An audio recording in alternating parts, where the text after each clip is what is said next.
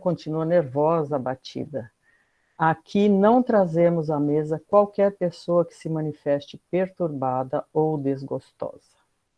Então, está aí a primeira observação, porque vem dando continuidade àquilo que está sendo ensinado, né, pelo André Luiz, que não deixa de ser um ensinamento, essa vivência dele lá no nosso lar, né? Ensinando a todos nós como é que é a vida depois que a gente sai daqui. E aí, por que não se vai à mesa uma pessoa perturbada? Porque os pensamentos interferem na alimentação. Nós vimos no capítulo 10, no Bosque das Águas, a importância da água, a maravilha que é a água. E então os nossos pensamentos não só se interferem no alimento, como na água, no ar, né? O pensamento é matéria e ele interfere realmente, não só no nosso alimento externo, como no nosso alimento interno, né? À medida em que a gente se destempera, a gente está interferindo negativamente na água que tem no nosso corpo, nos fluidos que tem no nosso corpo, né? No nosso corpo inteiro tem água. E tem. E dessa forma, então, a gente entende que não é legal a gente fazer uma refeição com raiva, nervoso, discutindo, né? Isso traz bastante prejuízo para a gente, embora a gente às vezes não perceba, né? Mas às vezes a gente está lá numa refeição e tem uma pequena discussão e mais tarde a gente vai falar, nossa, aquela comida não me caiu bem. Será que foi a comida que não me caiu bem? Ou será que foram as vibrações que eu emanei ou as que eu recebi de uma discussão que interferiram negativamente e provocaram esse mal-estar? Então, é a nossa mente mesmo, que é a dona da nossa vida. Ou nós temos que aprender a ser donos da nossa mente, né? E ela continua dizendo assim, a neurastenia e a inquietação emitem fluidos pesados e venenosos que se misturam automaticamente às substâncias alimentares. Que é o que acabamos de falar, né? Se misturam mesmo, e é automático, é sem a gente perceber. Não sei se vocês conhecem aquela experiência do arroz, que é uma coisa bem simples, bem caseira, que foi feita por várias crianças, jovens em escolas e tal, que você põe num vidrinho o arroz e em 2 vidrinhos o arroz e o resultado depois de um tempo é o seguinte, para um vidro você fala palavras agradáveis, para outro você fala palavras pesadas. E eles se apresentam diferentes depois de um determinado período. Então, assim, são experiências que têm sido feitas, como tem a experiência da água também, daquele cientista japonês, que mostra cientificamente o resultado da interferência positiva ou negativa na vida, né? Porque é na água, é no ar, é no nosso corpo, é na mente dos nossos pares, né? Bom, vamos continuar. Minha neta demorou-se no umbral 15 dias em forte sonolência assistida por nós. Deveria ingressar nos pavilhões hospitalares, mas afinal veio submeter-se aos meus cuidados diretos. Manifestei desejo de visitar a recém-chegada do planeta, disse André, né? Seria muito interessante ouvi-la. Há quanto tempo estava sem notícias diretas da existência comum? E a senhora Laura não se fez de rogada quando lhe dei a conhecer o meu desejo. Demandamos um quarto confortável e muito amplo. Uma jovem muito pálida repousava em cômoda poltrona. Surpreendeu-se vivamente ao me ver.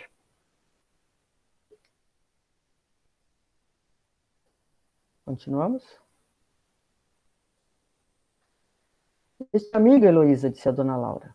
Explicou ela, né? Indicando-me, é um irmão nosso que voltou da esfera física há pouco tempo. A moça me olhou curiosa, embora os olhos perdidos nas fundas olheiras traduzissem grande esforço para concentrar a atenção. Ela estava com a cabeça em outro lugar e sofrendo muito, né? Cumprimentou-me esboçando vago sorriso, dando-me eu a conhecer por minha vez. Eu me apresentei, ele disse, né? Ela deve estar cansada, observei. Antes, porém, que ela respondesse, adiantou-se a senhora Laura, procurando subtraí-la a esforços sobrepostos e fatigantes. Heloísa tem estado inquieta e aflita.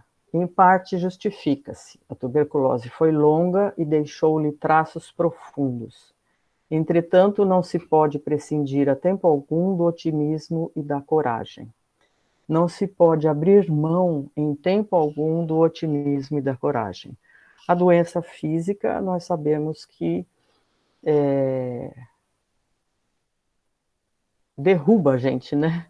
Então, ser otimista e corajoso com uma doença física, como essa, por exemplo, que é pulmonar, é muito difícil, mas nem que seja em pensamento, nós temos que aprender a ser positivos, a ser otimistas. E aquele que tem um pouco de conhecimento da vida além túmulo, se impacta menos quando isso acontece, né? Então, e além disso, a gente vai embora daqui do jeito que a gente estava aqui. Então, ela estava doente, ela continuou convalescente lá, né? Não Denise, muda. Hum, posso falar? por favor. É, eu também marquei essa questão da tuberculose, que ele fala, né? A tuberculose foi longa e deixou-lhe traços profundos. Eu estava até perguntando aqui em casa sobre essa tuberculose. É um bacilo, é uma bactéria, né? Não existe só de pulmão, existe tuberculose na pele, nos ossos, enfim. Mas aqui foi pulmonar. Eu achei interessante essa questão.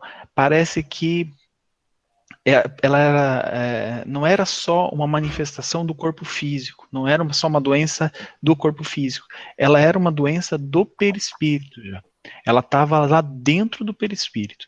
Então era uma coisa assim, que às vezes a gente fala, ai, a pessoa atraiu a doença, a pessoa atraiu o problema. Não, o problema está se manifestando através da sua vida mental, daquilo que você emana, né, que a gente já conversou em outros capítulos aqui no nosso lar, e isso está, vamos dizer assim, registrado no nosso perispírito.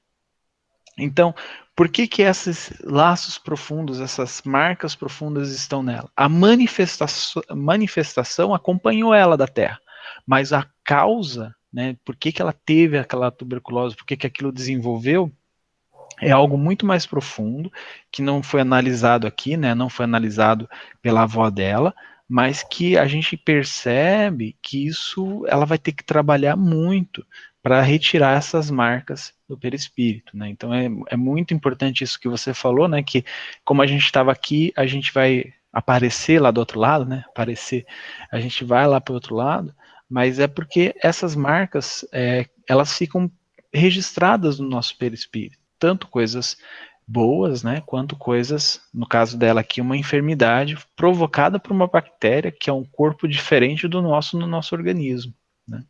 Uhum. Mais alguém? Vi a jovem arregalar os olhos muito negros, como a reter o pranto, mas em vão. E aí ele diz que ela começa a arfar-se violentamente, quer dizer, ela começa a soluçar, né, a chorar, porque ela de fato não estava concentrada na conversa, estava concentrada no seu sofrimento. Tolinha, disse a meiga senhora abraçando-a, é necessário reagir contra isso.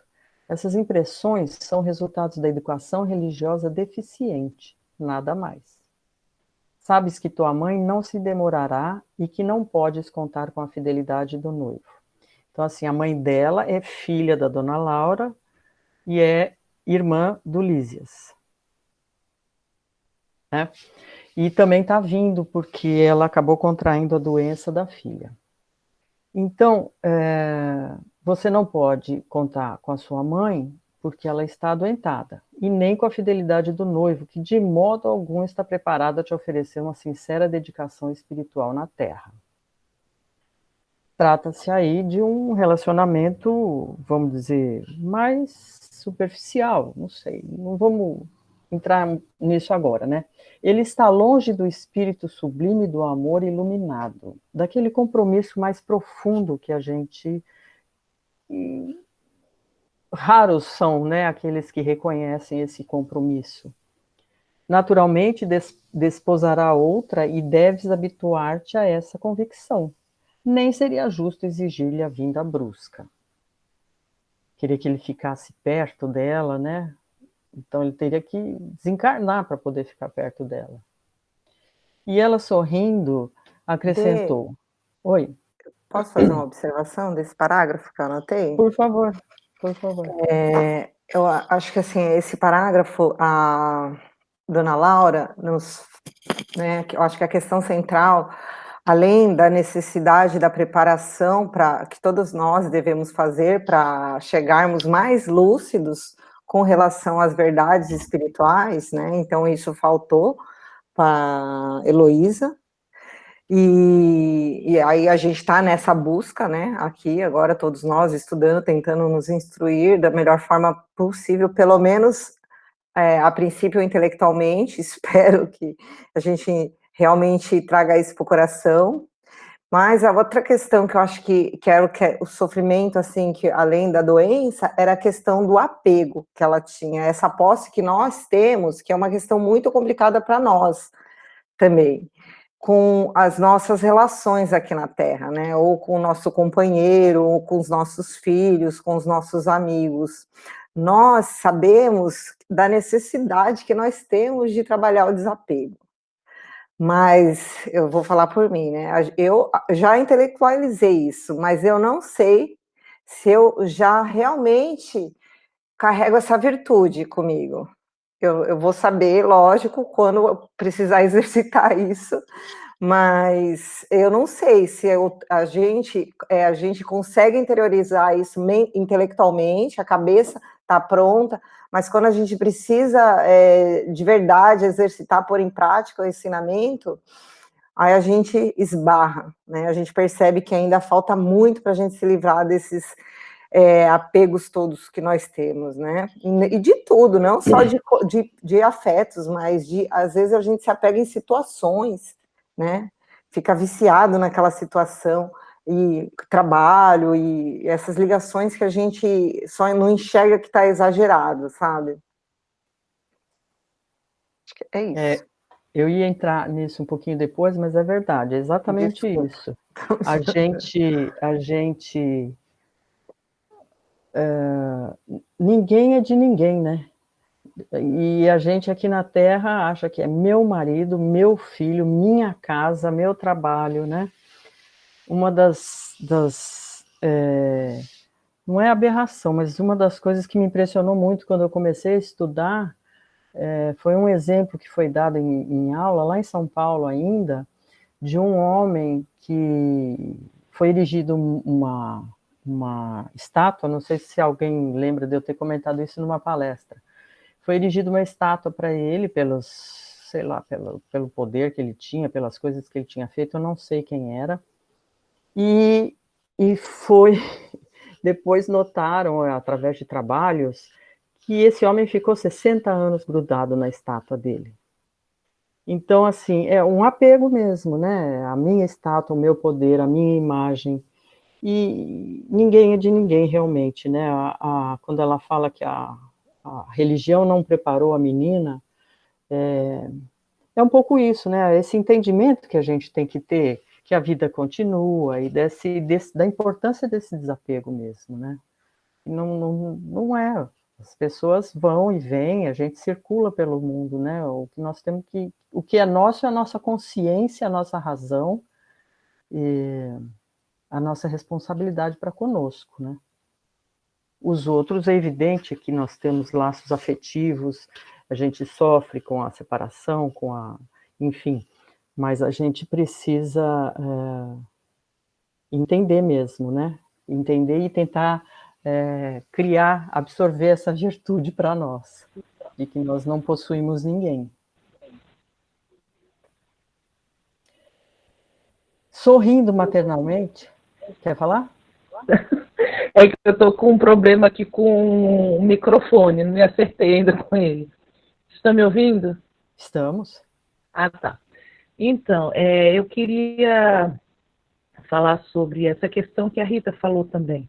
Eu ainda também me pego muito inexperiente em relação a isso, a esse apego, né? Porque por mais que a gente estude realmente, por mais que a gente busque, eu também não sei se na hora H, quando chegar lá, na hora de eu me separar por uma coisa fácil, né? Porque como você falou, infelizmente a gente interioriza, a gente absorve essa coisa do meu filho, meu marido, quando na verdade nada é de ninguém, né? Então esse também é um problema que tentar na hora, né, que as coisas acontecerem, eu sofra menos e cause menos sofrimento, né? Para quem fique também, porque é complicado, complicado. Mas aí, como ela fala, né, no texto, a religião não preparou a menina adequadamente, né? E, na verdade, eu acho que poucos estão, de fato, preparados para a hora que a coisa vai acontecer, né? Só quando nós Sim. estivermos lá, realmente. A gente tenta, né? É isso. E a gente está vendo aqui no texto que, além dela dizer que o rapaz não pertence a ela ainda tem que se dispor a ajudá-lo, né? Quer dizer, ele vai ficar com alguém lá e você tem que, né, mandar vibrações positivas, ainda tem que ajudar, quer dizer, tirou de mim e eu ainda tenho. Mas essa visão é que a gente não pode mais ter, ninguém tirou nada de ninguém, né? É verdade, é verdade. Então, sorrindo maternalmente, ela acrescentou: admitamos que viesse forçando a lei. Não seria mais duro o sofrimento? Quer dizer, dar um jeito dele desencarnar para poder ficar perto dela? Com certeza criaria novos débitos, novos compromissos, novos problemas. Não adianta a gente querer interferir na lei de Deus, né? A gente só acaba contraindo mais dívidas. Não pagarias caro a cooperação que houvesses desenvolvido nesse particular? Não te faltarão amizades carinhosas, nem colaboração fraternal para que te equilibres aqui. E se amas de fato o rapaz, deves procurar harmonia para beneficiá-lo mais tarde. Então, a gente sabe que as provas são difíceis, que na maioria das vezes não estamos preparados, mas a gente tem que aprender a acreditar na providência divina, nos benfeitores que nos ajudam, nas amizades novas que surgem a partir do relacionamento cristão. E eu sou prova, não sei, acho que a maioria de nós, né, que, por exemplo, o Centro Espírita, a família, foram grupos importantíssimos na minha vida nos momentos complicados. Importantíssimos mesmo. A gente não se levanta sozinho, óbvio que tem aquele que consegue, mas acho que a maioria de nós precisa desse apoio, né? Então ela fala, não te faltará amizades carinhosas, nem colaboração fraternal, para te ajudar a se equilibrar. É importante a gente saber que não é perder esse medo, mas diminuir a quantidade de medo que a gente carrega do sofrimento, porque ele não constrói nada. E a gente vive tendo muito medo de perder as coisas, de sofrer, e o que vai acontecer e como vai ser. O que a gente tem que passar, na maioria das vezes, aquilo que está escrito como prova para o nosso aprendizado pessoal, não vai deixar de acontecer, né? Então, a gente tem que confiar mais que a espiritualidade superior nos ampara a todo instante e ter menos medo e viver um pouco melhor, né? Além disso, tua mãe não tarda a chegar. Penalizou-me o pranto copioso, ele disse. Procurei estabelecer novo rumo à conversação, tentando subtraí-la à crise de lágrimas. De onde vem você, Heloísa? A mãe de Lísias, agora calada, parecia igualmente desejosa de vê-la desembaraçar-se. Após longos instantes em que enxugava os olhos lacrimosos, a moça disse, do Rio de Janeiro. Mas não deve chorar assim, objetei. Você é muito feliz. Desencarnou há poucos dias, está com seus parentes e não conheceu tempestades na grande viagem. Quer dizer, ela não tem ideia do que ele passou nos seus 8 anos de umbral, né? Não faz ideia. Ela pareceu reanimar-se, falando mais calma. Não imagina, porém, quanto tenho sofrido, e aí a gente vem e lamenta, né? 8 meses de luta com a tuberculose, não obstante tratamentos. A mágoa de haver transmitido a moléstia da minha carinhosa mãe, à minha carinhosa mãe. Além disso, o que padeceu por minha causa o pobre noivo é inenarrável. Ora, não diga isso, ela disse, né, a avó? Na Terra temos sempre a ilusão de que não há dor maior que a nossa. Isso é uma grande verdade, né? Quando a gente está sofrendo, nós somos o maior sofredor do mundo. E eu sempre digo que a casa espírita me ensinou, e depois a vida, de uma certa forma, que a gente, quando vai em direção ao sofrimento alheio, o nosso sofrimento desaparece, ou diminui de tal forma que a gente sabe que é feliz, né? A gente começa a reconhecer que nós vivemos bem, apesar dos problemas. E então ela disse, na Terra temos sempre a ilusão de que a nossa dor é a maior de todas. Pura cegueira. Há milhões de criaturas afrontando situações verdadeiramente cruéis comparadas às nossas experiências. Arnaldo, vovó, ele ficou sem consolo, desesperado. Tudo isso dá o que pensar, acentuou contrafeita. Ela continua preocupada com o noivo, né? E a avó diz, e acredita sinceramente nessa impressão? Observei teu ex-noivo diversas vezes no curso da tua enfermidade. Era natural que ele se comovesse tanto vendo-te o corpo reduzido a frangalhos. Mas ele não está preparado para compreender um sentimento puro. Reconfortar-se-á muito depressa. Amor iluminado não é para qualquer criatura humana. Aqueles que conhecem a história da dona Irene,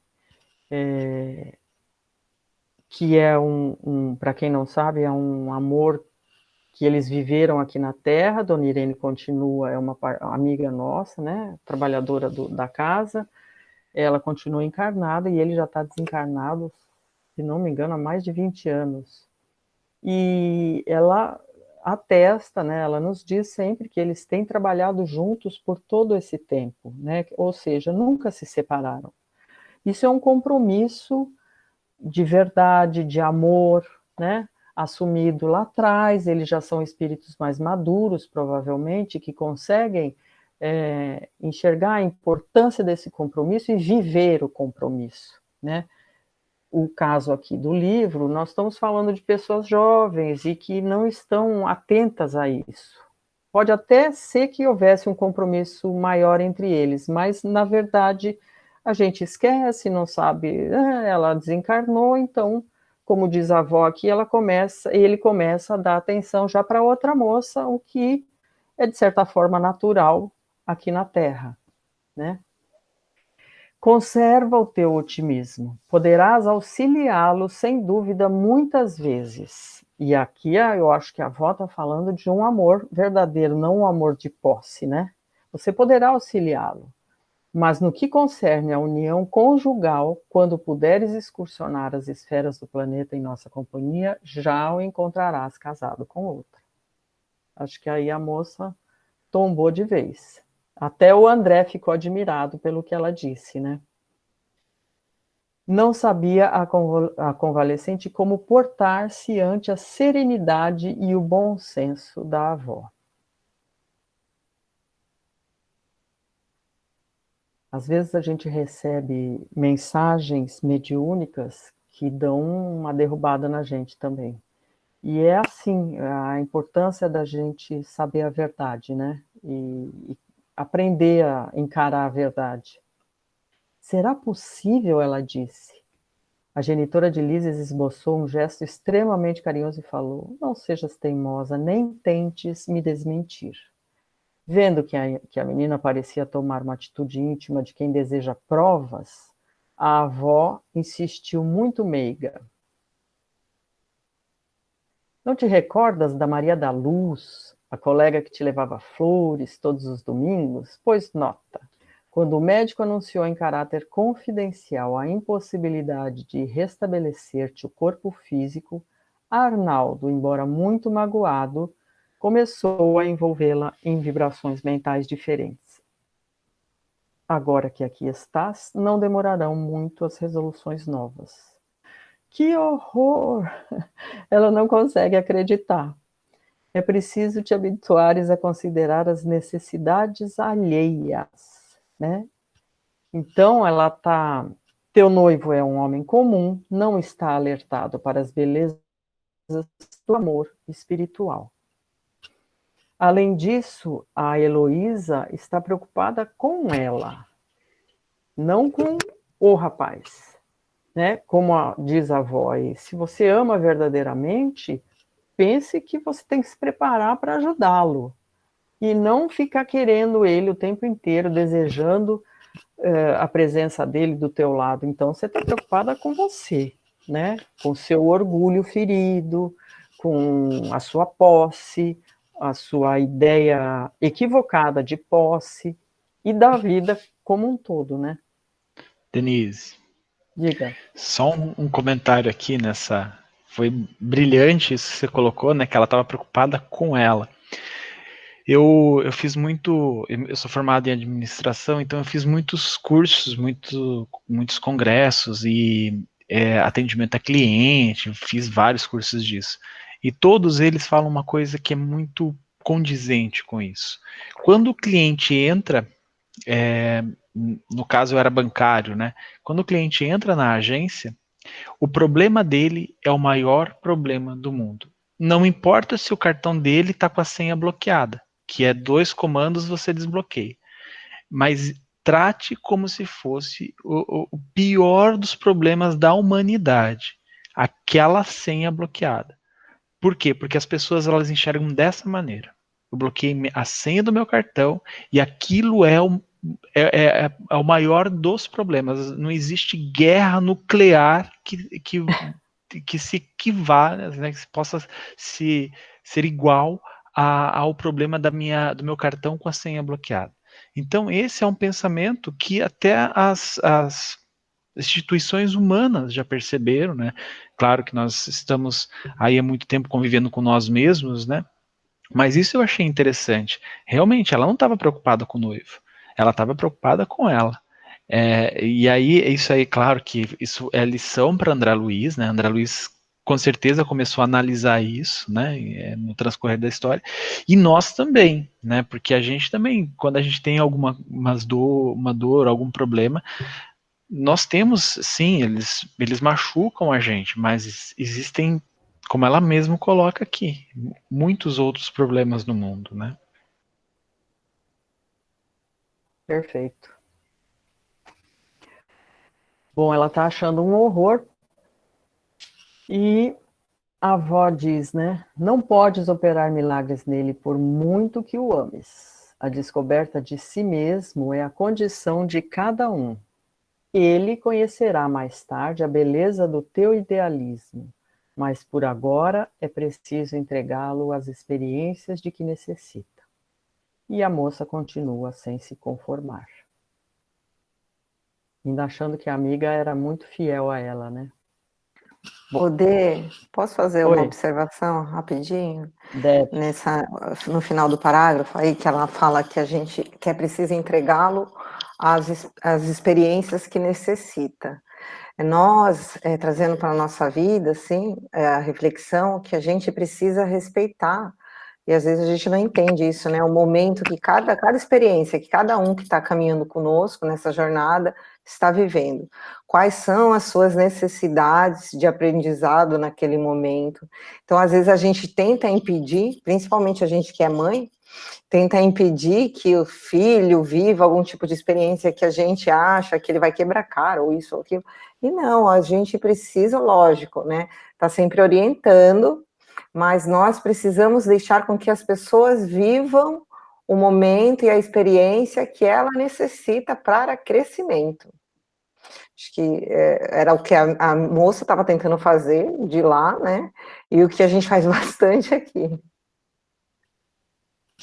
É tentar impedir a experiência alheia, né?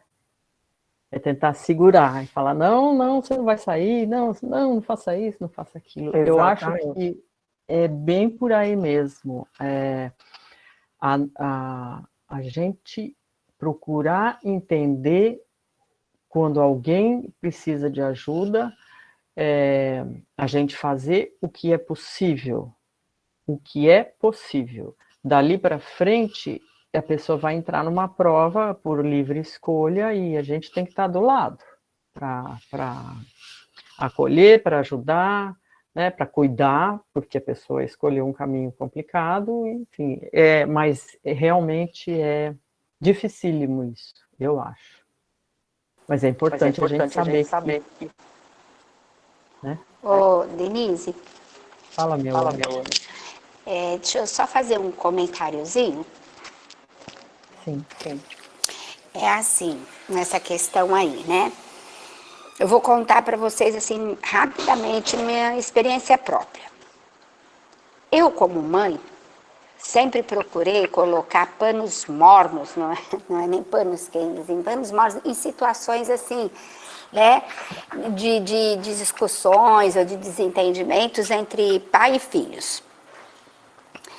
E aí sempre me dava mal no final, porque sempre sobrava para mim. E até eu compreender e tomar a atitude de que o problema era deles e eles é que tinham que estar resolvendo. E aí, então, eu parei de ficar fazendo esse meio de campo aí, sabe? Quando é possível e que eu não esteja assim, sabe, e sendo muito intrometida, ou é pedido um conselho ou uma opinião, eu até dou. Se não, hoje em dia eu procuro ficar bem assim, olha, o problema não é comigo, então vocês que se entendam, não me envolvam nisso. É assim que eu estou agindo agora, né? Mas é uma situação muito difícil e que requer muito, assim, disciplina e exercício. E eu acho que esse negócio da gente se achar super poderoso, muitas vezes, faz com que a gente tome essas atitudes, sabe? E acaba deixando o outro, como a Rita falou, né? De deixar viver as próprias experiências. Mas é por causa da nossa falta de maturidade no amar. Sim, né? sim. A gente ama ainda com posse e querendo proteger e querendo enfiar embaixo da asa. E o caminho não é bem esse. Mas é isso aí que eu queria falar. Obrigada. Eu que agradeço. É exatamente isso. E aí a dona Laura falou, não será, porém, mais agradável confiá-lo aos cuidados de uma criatura irmã, já que você gostava dela, ela era sua amiga. Maria da Luz será sempre sua amiga espiritual, ao passo que outra mulher talvez te dificultasse mais tarde o acesso ao coração dele. Eu estava eminentemente surpreendido, disse o André. Heloísa prorrompera em soluços e a bondosa senhora percebeu-me a intranquilidade e, no propósito talvez de orientar tanto a neta quanto a mim, esclareceu sensatamente. Sei a causa do teu pranto, filhinha. Nasce da terra inculta do nosso milenário egoísmo, da nossa renitente vaidade humana. Entretanto, a vovó não te fala para ferir, mas para acordar. E enquanto Heloísa chorava, a mãe de Lísias convidou-me novamente à sala de estar, considerando que a doente necessitava de repouso. Ao sentarmos-nos, falou em tom confidencial. Minha neta chegou profundamente fatigada. Prendeu o coração demasiadamente nas teias do amor próprio, que é o que falamos, não é? A rigor, o lugar dela seria em qualquer dos nossos hospitais. Entretanto, o assistente colseiro julgou melhor situá-la junto ao nosso carinho. Isso, aliás, é muito do meu agrado, porque minha querida Teresa, a mãe dela, está a chegar. Um pouco de paciência e atingiremos a solução justa. Questão de tempo e serenidade. O famoso um dia de cada vez, né? E aí nós entramos no capítulo 20, noções de lar. Alguém quer falar alguma coisa sobre o 19 ainda? Já discutimos bastante. Desejando colher valores educativos que fluíam naturalmente da palestra com ela, perguntei curioso: desempenhando tantos deveres, a senhora ainda tem atribuições fora de casa? Sim, vivemos numa cidade de transição. No entanto, as finalidades da colônia residem no trabalho e no aprendizado. As almas femininas aqui assumem numerosas obrigações, preparando-se para voltar ao planeta ou para ascender às esferas mais altas. Bom, isso está claro para todos, né? É um lugar que a gente vai estar se formos merecedores, e todo mundo torce para poder, né, ir para um lugar legal como esse, né? Um lugar de estudo e de trabalho que visa essa transição mesmo entre um patamar superior ou o retorno para a Terra. Mas a organização doméstica em nosso lar é idêntica à da Terra? A interlocutora esboçou uma facies, que eles falam, né? Um olhar significativo, e acrescentou: o lar terrestre é que já muito se esforça por copiar o nosso instituto doméstico. Mas os cônjuges por lá, com raras exceções, estão ainda a moldar o terreno dos sentimentos. Estão em aprendizado, na verdade, né? Invadido pelas ervas amargosas da vaidade pessoal e povoado de monstros do ciúme e do egoísmo. Quando regressei no planeta pela última vez, trazia, como é natural, profundas ilusões. Coincidiu, porém, que na minha crise de orgulho ferido fui levada a ouvir um grande instrutor no Ministério do Esclarecimento. Desde esse dia, nova corrente de ideias me penetrou o espírito. E a senhora não podia me contar um pouco dessas lições, né? Ele perguntou.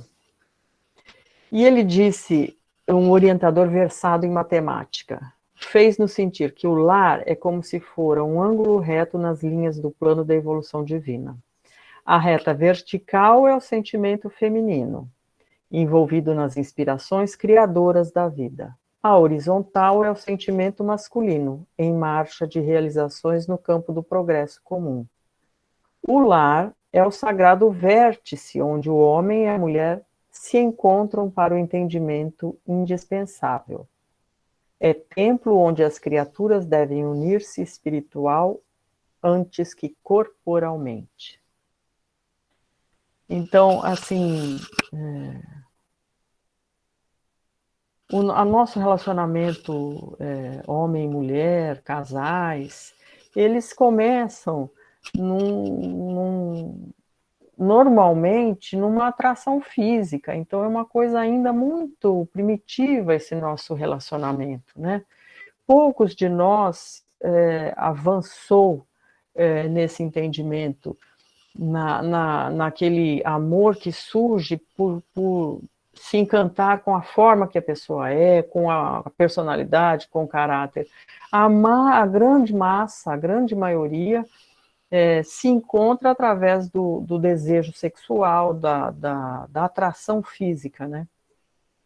E então nós estamos num patamar ainda muito primário, vamos dizer assim, dos relacionamentos como um todo. Mas vamos ver o que mais nós teremos aí. Quando ele fala desse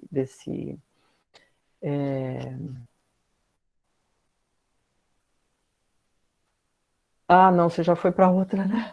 Eu estava procurando na anterior, que era o ângulo reto. Então, a mulher está aqui, o homem está aqui.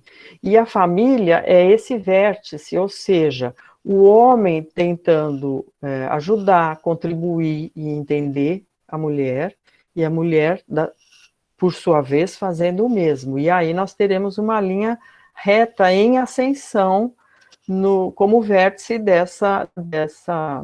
desse ângulo, né? E aí a gente sabe que não é bem assim, né? São poucos os que caminham nessa direção, um colaborando e contribuindo e tentando entender o outro, para que essa linha seja uma reta em direção ao alto.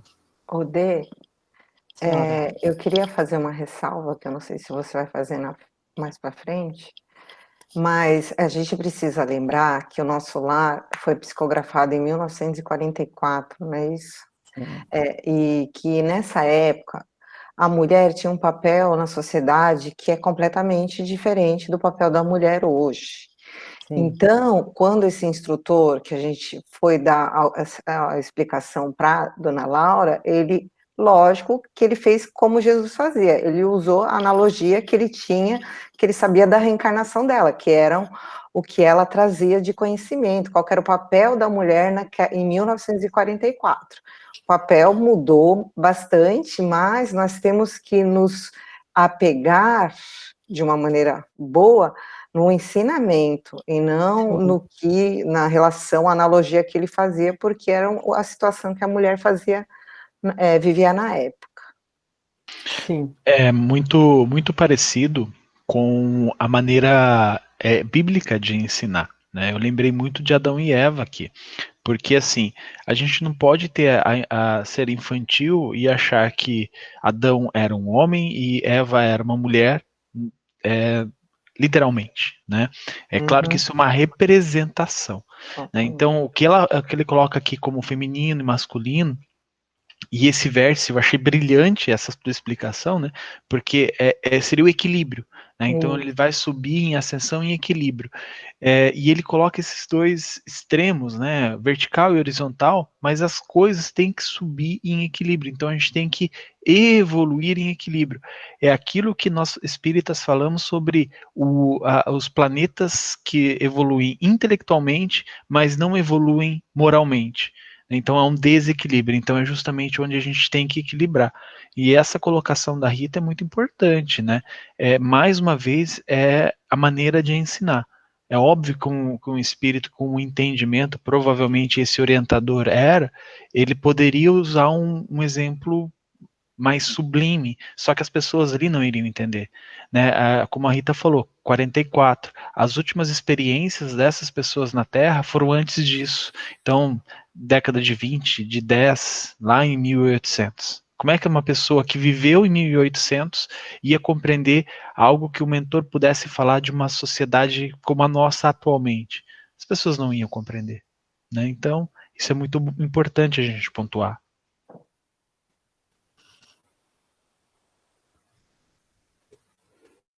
Acho que pode passar para outra. Sim, isso que foi colocado é perfeito. Eu também tive essa preocupação na hora que eu li o capítulo. Eu falei, nossa, meu Deus, vai falar do papel do homem, do papel da mulher, esses papéis já estão completamente modificados, né? E, enfim, o mundo como está hoje, ele necessita de harmonia. Quem quer que seja a parceria, né? A gente vê, inclusive, famílias de avó e neto, né? Outro dia eu vi na televisão, ou em algum lugar, algum Luciano Huck da vida aí na casa da minha mãe em São Paulo, eles construindo uma casa para a avó e para o neto, porque moravam os dois só. E é uma parceria, é um amor, é uma cooperação. Aí nós vamos além da forma e vamos entrar no sentimento, né?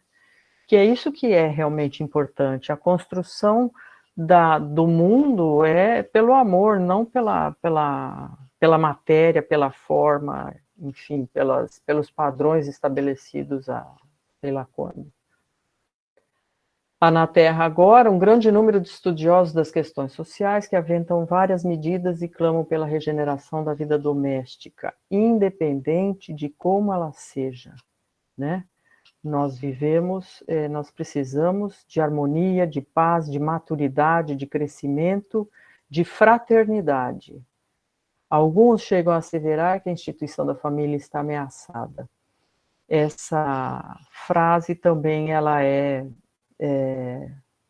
essa ameaça da instituição familiar, eu acho que já caiu por terra, né? Porque nós estamos aprendendo a formar as nossas famílias, e o amor dentro disso está se manifestando. Importa considerar, entretanto, que a rigor o lar é conquista sublime que os homens vão realizando vagarosamente. As relações humanas, elas não acontecem do dia para a noite, elas não nascem prontas, elas são construídas dia a dia. Pai e filho, parceiros, parceiras, companheiros, quem quer que seja. Nossa relação no trabalho é assim também, né? A gente vai construindo diariamente a nossa relação com as pessoas. Denise. Senhor? É só um adendo aqui. Eu estou lendo um livro, a Adriana, ela é historiadora, ela pode falar melhor do que a gente sobre isso, mas eu estou lendo um livro do Yuval, né, que é o Sapiens, e ele é muito interessante porque ele vai construindo, né, como a gente começou lá, como caçador-coletor, nem nem aí um para o outro, e foi construindo, né, na visão da ciência, a formação da nossa sociedade, algumas coisas que a gente acha que é banal, como fofoca no dia a dia, e ela vai construindo a nossa sociedade. Quando eu também associei isso ao pouco que eu conheço do livro Evolução em Dois Mundos, onde a André Luiz tem essa visão da construção do plano espiritual, na parte espiritual do homem. Eu associei os dois e eu entendo que ela está querendo dizer com essa sublime conquista sublime que os homens vão realizando vagarosamente. Então, se a gente for ver o quanto que tempo que passou para a gente ter uma sociedade como nós temos hoje, né? Dos nossos o ser humano é 500, 300 mil anos, né, alguma coisa assim, a Adriana pode me ajudar, mas nós, como sociedade, começamos a nos organizar há 70 mil anos, né? Então é muito interessante isso. Então,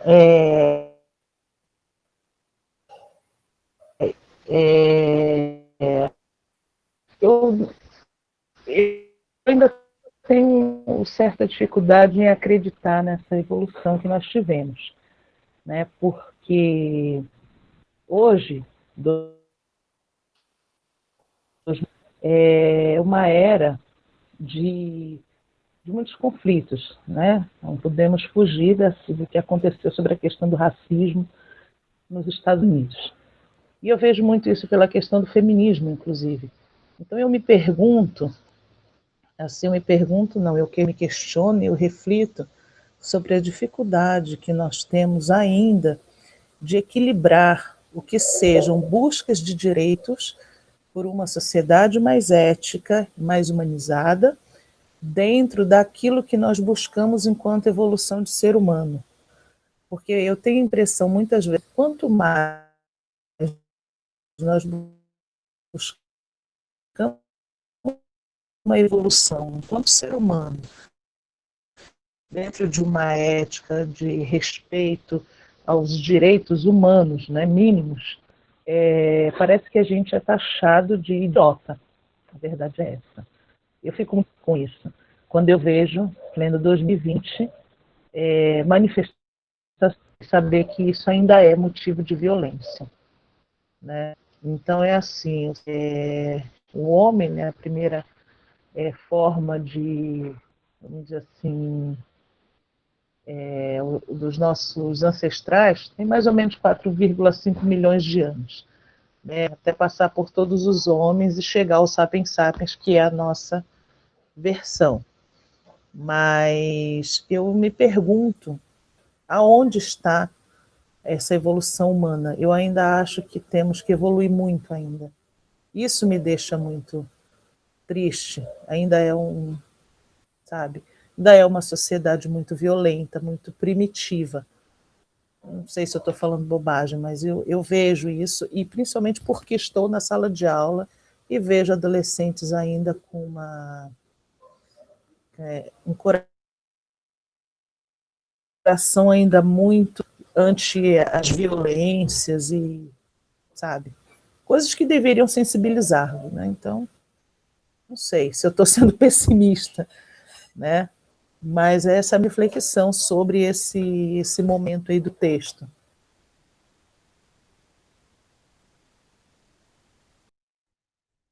Brasil, mundo, etc.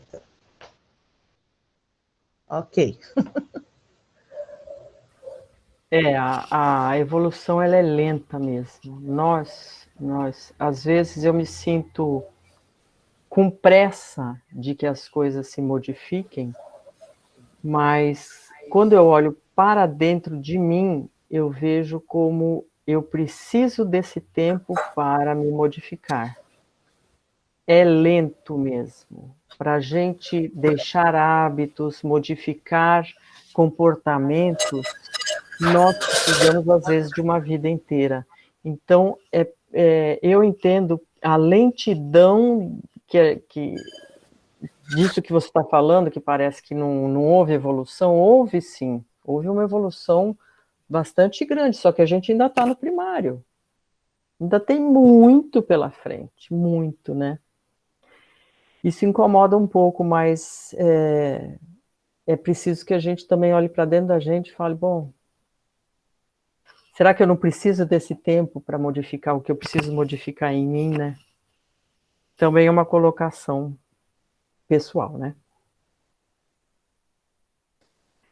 Posso continuar? Bom, alguns chegaram a asseverar que a família humana está ameaçada. Importa considerar, entretanto, que, a rigor, o lar é a conquista sublime que os homens vão realizando vagarosamente. Aonde, né, nas esferas do globo, há o verdadeiro instituto doméstico, baseado na harmonia justa, com os direitos e deveres legitimamente partilhados. São raros, né? Na maioria, os casais terrestres passam as horas sagradas do dia vivendo a indiferença ou o egoísmo feroz. Quando o marido permanece calmo, a mulher parece desesperada. Quando a esposa se cala, humilde, o companheiro tiraniza. Nem a consorte se decide se animar o esposo. Bom, aí voltamos na posição de marido e mulher, mas as relações humanas têm sido assim, né? Dissimulam em sociedade e na vida íntima, faz viagens mentais de longa distância. Vemos o Facebook, né? Todo mundo mostrando que é feliz, que está tudo certo, que eu sou maravilhosa, eu estou na Europa, eu estou aqui, eu estou ali. E o nosso ser aqui dentro está sendo negligenciado na maioria das vezes, né? O importante é a gente mostrar para a sociedade que está tudo bem, fazer muito selfie, fazer muita foto, mas e como é que eu estou? Então, assim, uma dificuldade realmente muito grande das pessoas se interiorizarem, se buscarem o autoconhecimento, a sua maturidade moral, para poder continuar essa jornada olhando para frente, não estacionado, né? E aí ele fala, né? Ela está falando, a mulher fala nos filhinhos, o marido excursiona através dos negócios. A gente sabe muito bem que é assim, né? Se o companheiro examina qualquer dificuldade do trabalho que lhe diz respeito, a outra nem está ouvindo, ela volta ao gabinete do modista, né? Ele fala, está preocupada com a roupa. É claro que em tais circunstâncias o ângulo divino não está devidamente traçado. Duas linhas divergentes tentam em vão formar o vértice sublime, a fim de construírem um degrau na escada grandiosa da vida eterna. Esses conceitos calavam-me fundo e sumamente impressionado eu observei. Senhora Laura, essas definições suscitam um mundo de pensamentos novos. Se conhecêssemos tudo isso lá na Terra... Aí ela diz, questão de experiência, meu amigo, replicou a nobre matrona. O homem e a mulher aprenderão no sofrimento e na luta. Por enquanto, raros conhecem que o lar é instituição essencialmente divina e que se deve viver dentro de suas portas com todo o coração e com toda a alma, independente de como seja o nosso lar. Tem muitos palestrantes espíritas que falam muito hoje dos animais.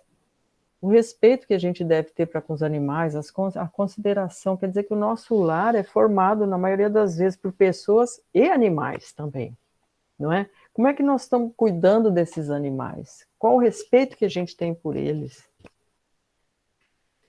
Enquanto as criaturas vulgares atravessam a florida região do noivado, procuram se mobilizando aos máximos recursos do espírito. E daí o dizer-se que todos os seres são belos quando estão verdadeiramente amando. O assunto mais trivial assume singular encanto nas palestras mais fúteis. O homem e a mulher comparecem aí na integração de suas forças sublimes. Nós precisamos avançar, né? A paixão é uma coisa gostosa, bacana, mas temos que ter consciência de que isso é passageiro e que a vida requer muito mais da gente, né? Logo que recebem a bênção nupcial, a maioria atravessa os véus dos desejos e cai nos braços dos velhos monstros que tiranizam os corações. Aí entramos numa rotina. Não há concessões recíprocas, não há tolerância e, por vezes, nem mesmo fraternidade. E apaga-se a beleza luminosa do amor quando os cônjuges perdem a camaradagem e o gosto de conversar. Importantíssimo isso, né? A conversa, o diálogo. Não é a tal história do DR, né? Discutir relação toda hora, que parece uma coisa meio chata, mas a conversa periódica, vamos dizer assim, de vez em quando, sentar para uma boa conversa é muito gostoso. É muito gostoso e dessas conversas que parecem ser uma coisa assim amena, podem sair coisas importantes. Eu, pelo menos, tenho essa experiência. A gente começa a conversar sobre o trabalho, daqui a pouco nós estamos entrando numa coisa mais íntima e importante de ser dita, mas naquele momento em que você está equilibrado, naquele momento em que há uma serenidade entre os dois, que você pode fazer uma observação que você não queria fazer, né? Enfim, aproveitar esses momentos, porque isso faz parte do companheirismo também, né? E nem sempre a gente consegue cobrar o outro ou apontar alguma coisa que está incomodando.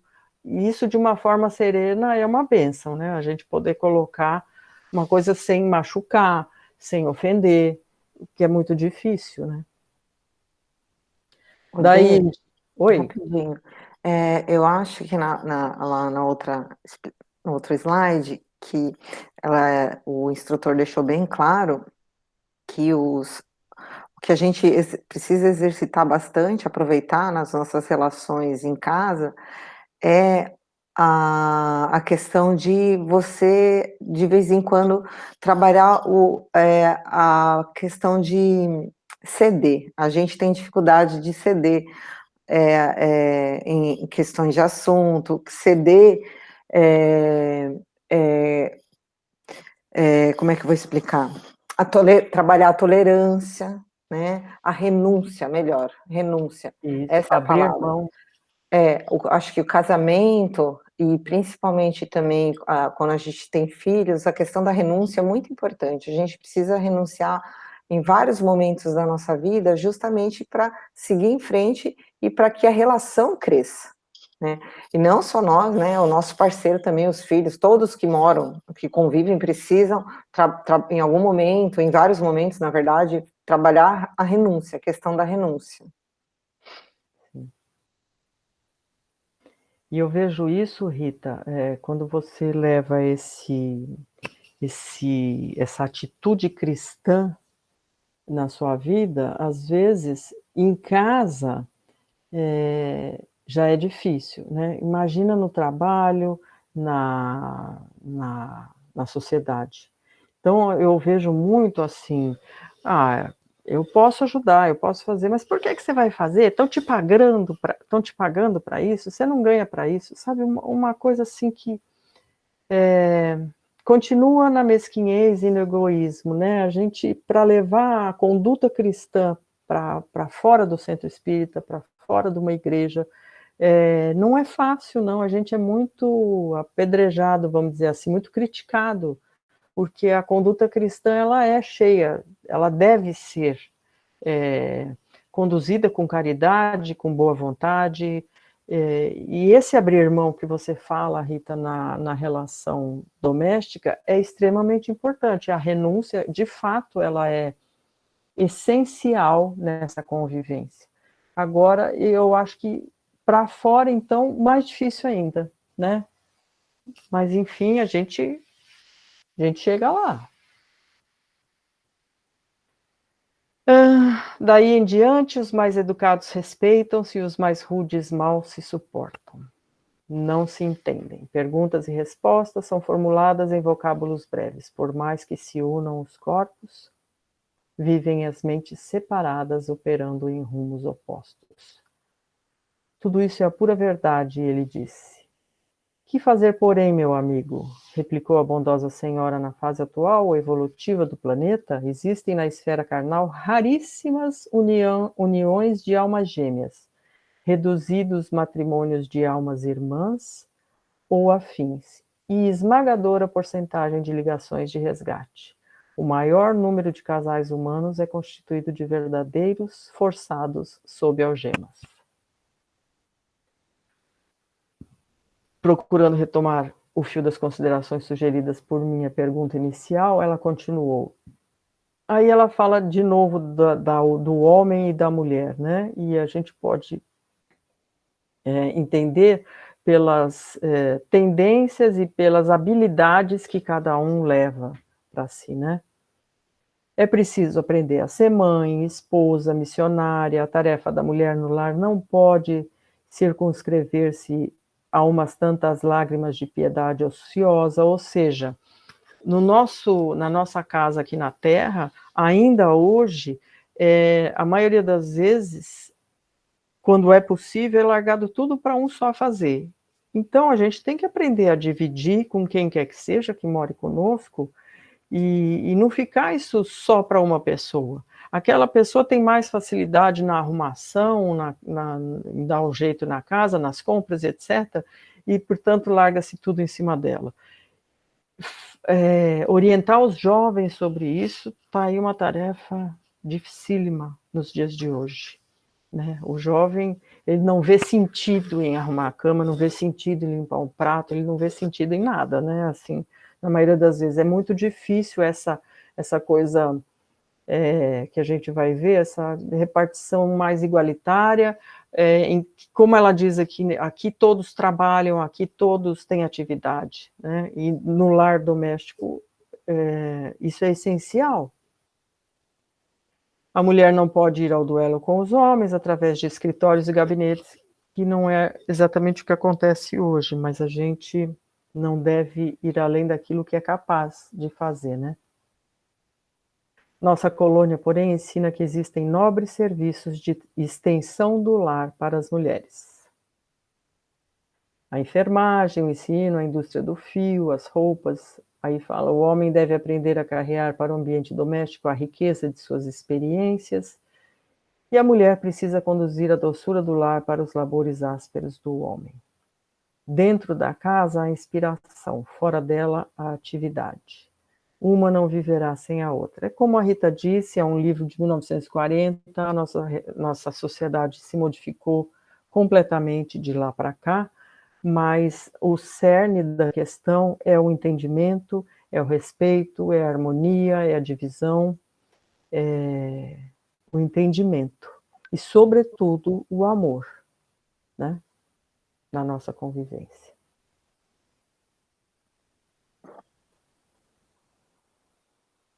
Acabou? Não, né? Não pude deixar de sorrir.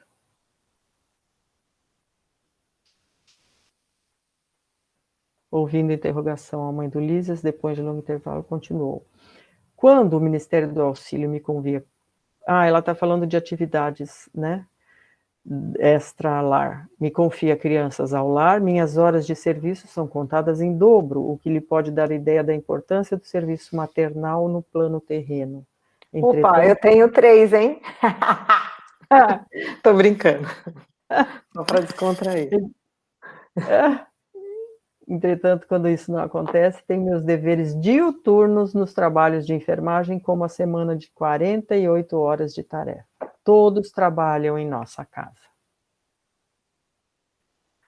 A não ser minha neta convalescente, não temos qualquer pessoa da família em zonas de repouso. 8 horas de atividade no interesse coletivo diariamente é programa fácil a todos. Sentir-me-ia envergonhada se não executasse também. Interrompeu-se a interlocutora por alguns momentos, enquanto me perdia em vastas considerações. A importância do trabalho, da dedicação, ou em casa ou fora de casa, não é? E do aprendizado, sobretudo. A nós que estamos no caminho cristão, levamos a importância da nossa atividade em benefício do nosso semelhante. Um pouco que seja, com os nossos limites, mas com muita boa vontade. Se a Denise me permitir acrescentar alguma coisa, só para a gente finalizar, que já passamos um pouquinho da hora aí, mas a gente precisa sempre lembrar da importância que é o nosso lar. Não o nosso lar do André Luiz, nossa casa. A nossa maior escola está dentro de casa, é onde que nós realmente devemos vencer como cristão e como ser humano, como espírito eterno. É onde estarão as nossas provas, é onde nós precisamos exercitar tudo que nós aprendemos no decorrer da existência, claro, não com rebeldia, com muito amor e com a certeza que se a gente vencer aqui, se realmente nós conseguirmos crescer, e não só nós, promover o crescimento, né, do nosso núcleo familiar, através do nosso exemplo de melhoramento, já estaremos dando um belo passo, um grande passo, na verdade. É isso. É isso mesmo. Prece, Rita. Tá bom. Obrigada aí a todos, a gente passou um pouquinho do horário, mas eu acho que era um assunto bem importante para nós.